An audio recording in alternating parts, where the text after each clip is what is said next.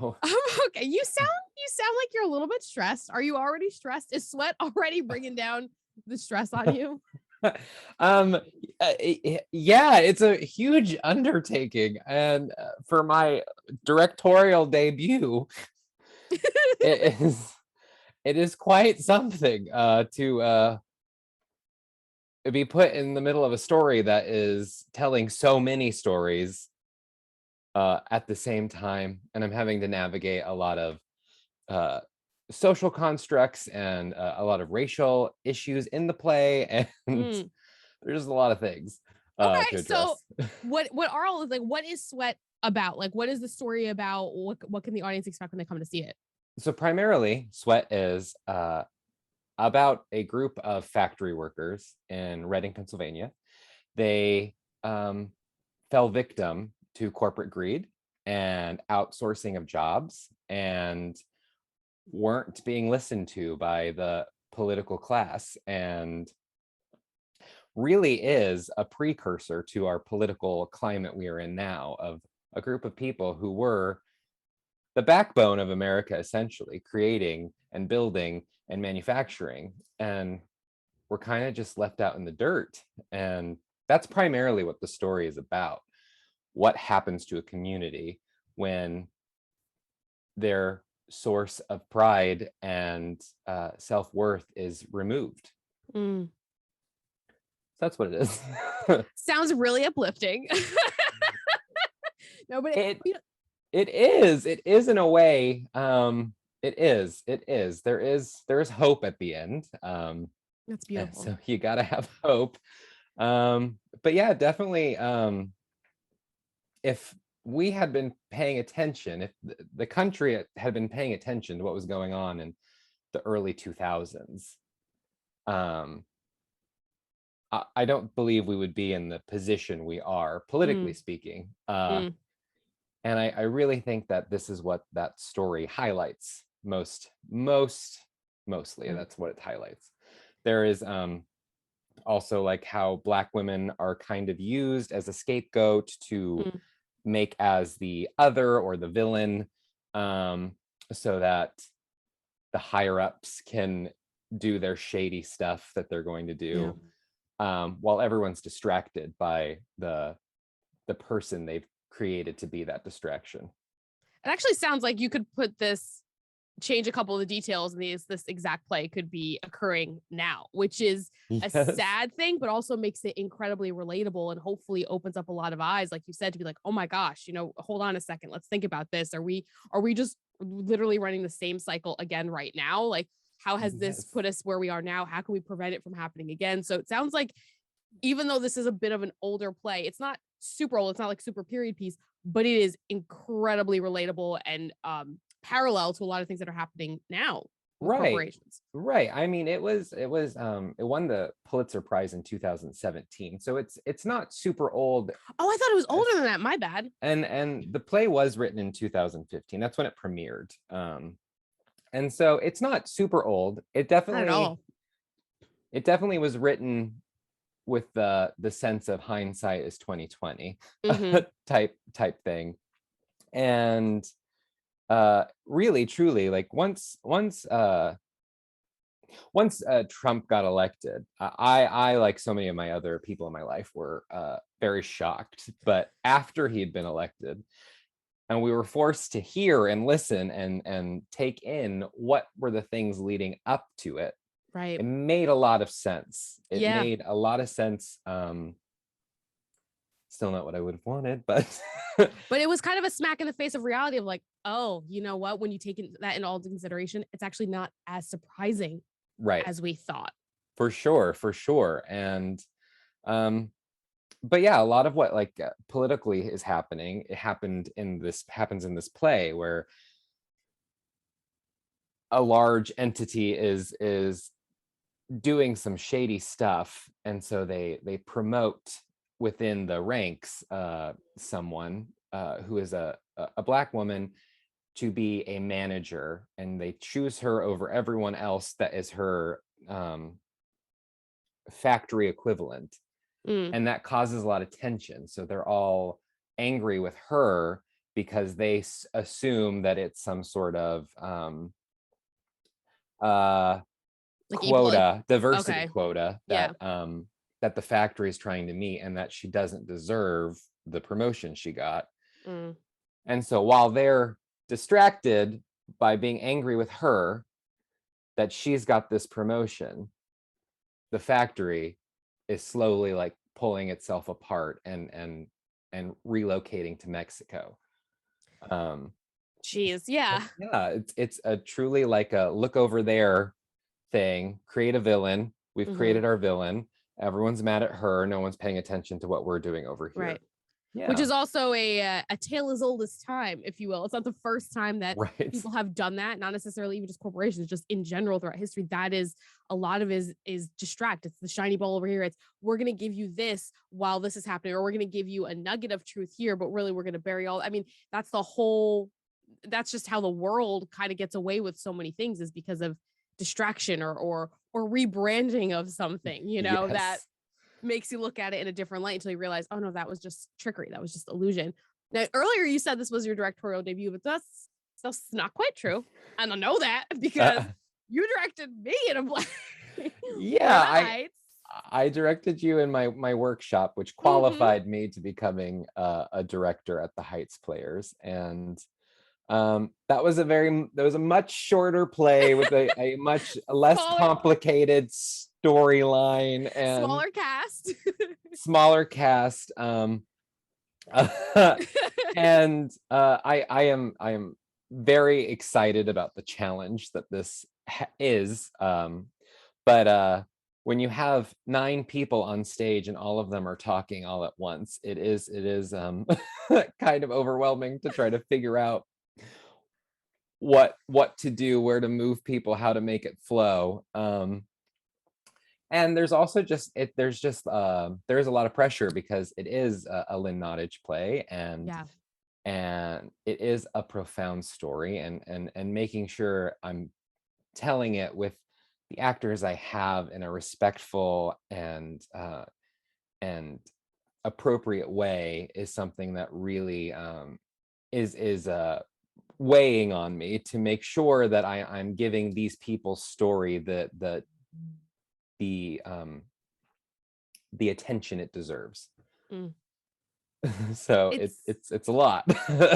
it's I said this before to it's a beautiful burden to be a director, especially when you're telling a story like this, because you want to do it justice and you want to make sure you're honoring it and you're doing the best that you can from it. And it's an honor to be able to do it, but it is a lot. It's a lot of pressure. And especially because these are themes and these are things that are relatable. And you also take into account, you're like, okay, well, I, let's say this is for the woman that is the Black woman doing, that role. You're like, how do I relate to her? How do I be respectful to her and her role, but her as a person as well, and her as an actor. Here's the thing though, Jacob, of so many people you are so incredibly empathetic and you are so sensitive and open and caring. And having been directed by you, I can tell you that you are an excellent director because Thank you. you don't direct for ego. You don't direct for the need to control. It's because you want to tell the story. The important thing to you is the story and the people that are telling that story, that everybody is safe and comfortable. And also everyone is bringing their best and doing it justice. So I have no doubt that you're going to absolutely kill this. Well, thank you. I am definitely in the stage of the directing where I'm starting to feel like I'm in my element, and Good. I'm getting in there. The important thing to me is so there are a few characters in it that are easy to hate. Um, and when I first had our read through, I said to every one of the actors, no matter what you think about your character, find the redeeming quality, because Mm, every single one of them has one. And if we don't find them and portray that, then why are we telling the story? Why do we care about these people?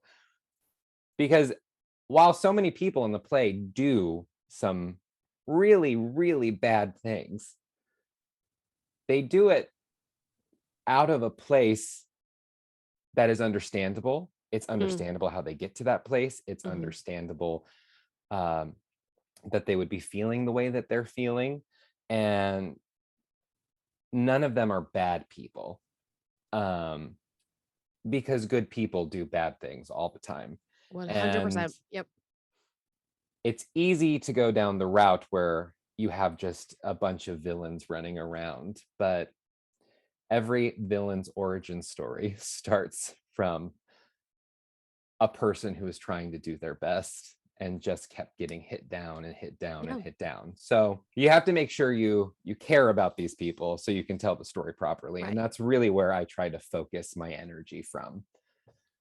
Because you don't want every story is going to have a villain, but you don't want the audience to hate the person so much that they're turned off by the entire story and Right. that they're just mad. You want someone. It's like Killmonger in Black Panther. I think is one of my favorite villains ever because of the idea that he does bad things, but you're almost like I don't like actually fully disagree with him. Yeah, He's no, really he doing all the wrong things for all the right reasons. right, and it's important for like you said for a redeeming quality because just so that the audience also kind of at least like you said understands this person might be a piece of s and you're like I hate them but I can see what caused them to become this way and that allows the audience to still have the person that they want to put blame on or be mad about but it also brings a level of questions and understanding where you're like wow I mean what would have happened if was there a point where we could have completely gone a different way with this person if just this had happened or this had listened to them or this had gone on it's villains are I think that's one of the reasons why people have so much fun playing them is because it's the challenge to find something redeeming and make them likable to themselves, therefore in some way understandable to the audience, but also to show people that black and white is not so there's so much more gray. Right, That, like so black and much. white is so rare. It's more that good people have the capacity to do bad things, bad people have the great capacity to do good, and we're all living somewhere in between. And every day it's a choice to be one or the other. Exactly. 100%. 100% agree with that. And empathizing and really taking in everyone's story really just heightens the whole experience of what you're seeing, what you're witnessing, what you're experiencing. And you don't want to leave a show, a play, a book, a movie with just a one-sided view of the whole thing. You want to have a well-rounded idea of what the whole story is, what the whole picture is, Right. and that's what I am trying to accomplish. I have a very, very talented group of actors. Our audition process was insane um, because of the COVID Omicron surge. That last minute we had to cancel in-person Mhm. auditions. I had to do this all virtually. I was really running on faith getting this cast together. And uh, I didn't meet them in person until our first read through. Oh my gosh. I only saw them either by the video they submitted or by their Zoom callback. That's the only way I saw them, and somehow the universe put together this just incredibly talented group of people, and I'm so excited for everyone to get to see them. I'm so excited to every day I go to rehearsal. I'm just so excited to see what they're going to do next, what they're going to bring for me to play with. Um, and it's been truly a joy. I would like to I want to talk to you a little bit about the rehearsal process and the change because again, I having experienced you as a director, I think one of the things that I loved most was your openness to say, "Okay, what were you thinking? What do you think is going on here? What are your choices?" And then you would say, "Oh, okay, well, I think it's more like that." Because I remember there was in Will You Please Shut Up, there was a whole monologue about Mhm. a wolf, and I was like, "Jacob, what is happening here? Like, what is this? Is this what I think it is?" And you were so great about guiding me without saying, no, you have to do it this way, you have to do that. It's like, okay, well, think about it this way. How does that change your approach? It was me and James. Now you have a much larger cast. You have a lot more, let's say, complications, like you said. What did you learn in directing Will You Please Shut Up that you've taken to Sweat that you're like, oh, I'm so glad that I worked through that I played with that in the workshop because that's really helped me as a director here. Yeah.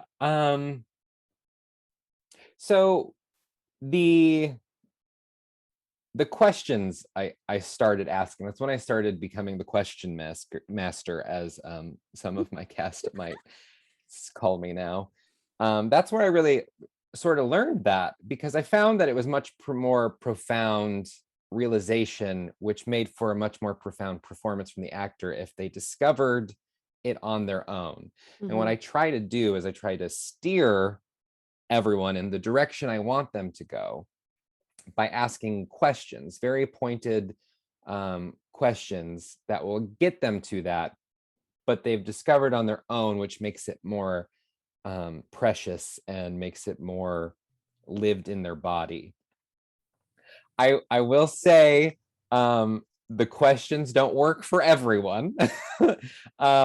We do have some I have had some disconnect with the questions, and I've had to change my tactics a little bit. But I will say the photo the workshop definitely taught me how to pivot and Hmm. taught me how to let go of things that I thought were really important to me to have for the sake and the betterment of the story. Because if I'm not going to be able to get a certain thing out of an actor, there's two choices. I can either fight them on it and still Hmm. not get it, or I can go with the flow, like compromise a little bit, take in what they're saying, Hmm.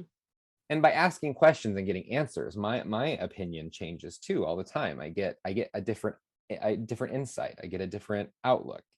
There's a particular moment in this play where Cynthia, the black character played by Janine, and her last name is escaping me right in this moment, but her name's Janine. She's lovely, lovely, talented actor. Um, there's a moment where she's being talked about a thing she did where she got crazy and angry, and I just took that as just a regular crazy angry moment. And then we talked about it. I asked her questions about what was going on, and then I heard what it was like from a black woman's perspective to be told about this experience and Hmm. how humiliating and embarrassing that would be. And that's something I never would have picked up on, being a cis white male. And and it's through those questions that Yeah. I learned that myself, and I can better inform the story to fit that in. And Yeah. that's definitely something I learned from the workshops is that um is that the questions.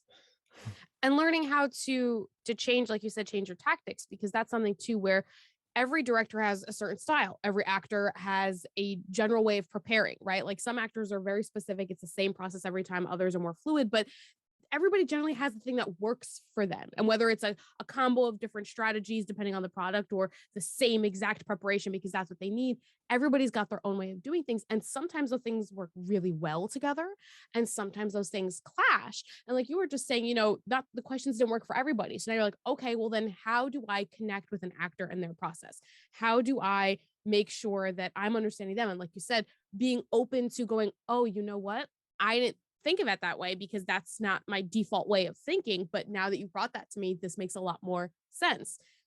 How do you, as an actor too, do you think that I feel like that has probably helped you immensely in pivoting when you need to connect with an actor or need to discuss like where are you coming from with the situation with this character, because you understand that process. You're like, okay, I don't understand your choice, but I can understand the process to get to your choice. If you explain that to me, I can see where you're coming from a lot more. Do you think that, especially as you're navigating like this show, this which is your quote unquote directorial debut, technically, do you think that has been a savior for you in a way? It's like, okay, being an actor has really helped me connect as a director with these other actors, and has helped allow you to make pivots and changes when you need to. Yeah, I think it has uh there's a lot of listening and responding, and as a director I find that listening is much more helpful than it is to respond. um uh I I try to let them tell me the story that they're trying to tell, and then I try to steer. Um, and I do believe that my acting background has helped me to empathize with people's process, and to fill in the blanks where I can, and to change when I am compelled to change by listening to what I'm being given. Mhm. Um, so much of where the story is now in our process is very different from where it was when I first started, first saw it, first envisioned how it would go. And that is a beautiful thing. That's the beautiful thing about the rehearsal process. And if you come in it with a very strict viewpoint of where you're going to go with the story, it kind of stifles the creative process. So I very much try to keep it open and loose and fluid. Eventually, coming up soon, I'm going to have to start setting things Yeah. for technical reasons, but for the most part, I've tried to keep an open playing field for as long as possible, and we've gotten some really really good stuff with that. What was a challenge that's come up in either rehearsals or in your envisioning of even the staging of this play that you didn't anticipate beforehand, that sort of like came up as a surprise for you in the process so far, and how did you tackle it? Um, well, we are currently experiencing one of those issues. I had a fight choreographer lined up, and unfortunately, due to COVID, a project that she was contracted for got extended, and now she can't be a part of that. So Mm, figuring out and navigating around that, because it is an intense fight scene, that's where I am. And I had tried to have that all organized well in advance, and I did, and she would have been great. And um I'm sorry it didn't work out, but trying to find someone to replace her right, um is something I'm going to have to change and work how my vision's going to be, because the fight scene is so intense that there are people who aren't necessarily comfortable with choreographing it. right. And so I'm going to have to compromise most likely on what the fight scene is going to be to accommodate someone who will be able to do it. Um, so yeah, that's currently what I'm pivoting and changing and trying to work through. That's an interesting, because not all shows have, fight choreographers. It's not something where you can be like, hey, so anybody like have one on standby? I could just contact.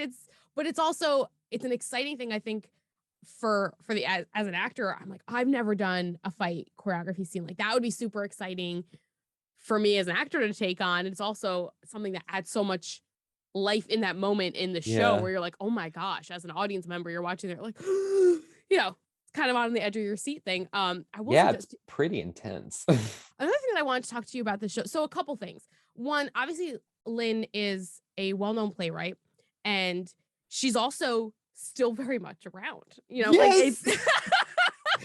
so Yes. that I think is its own interesting, I guess, challenge in a way. Or is that a thought process for you? Or like, I can't even think about the fact that she's here, she's around. This play also, like you said, is not only does it take place semi recently, which I mean, to me, I'm like, oh, it's yesterday. But then every time I think about it, I'm like, 2000s were 2 decades ago, Alex. Like, it's been a minute. So it's not old where it takes place, but it is older Right. than we think. It's not yesterday. However, like you said, this play has come out recently. Mhm. It's probably in people's memories where they saw it themselves. Lynn is around. Is that something that you've had to just, you know what, block out? Like, I don't even want to think about that. Or is that something that you're taking into consideration of that's going to change the way maybe I do certain things because people are so familiar with it, or because the playwright is around and might see this or might hear of it? Yeah, uh, so Lynn Nottage has come to the Heights Players to see one of her shows there. She has come. She has. Yeah, she That's I believe amazing. I believe it was Intimate Apparel she came to see. Okay. Um, so she I has didn't know that. come, and so it's a possibility that she might come. And so that is very stressful, and also a very motivating factor to make sure Mm. I get this right, because if she comes, I want to do her proud. Mm. Um, it's also a play in general that so many people in the theater world have um, a very strong connection to. Anytime I've talked about Sweat to anyone in the theater world, everyone just has a story of what this show meant to them, how it affected them. Everyone does.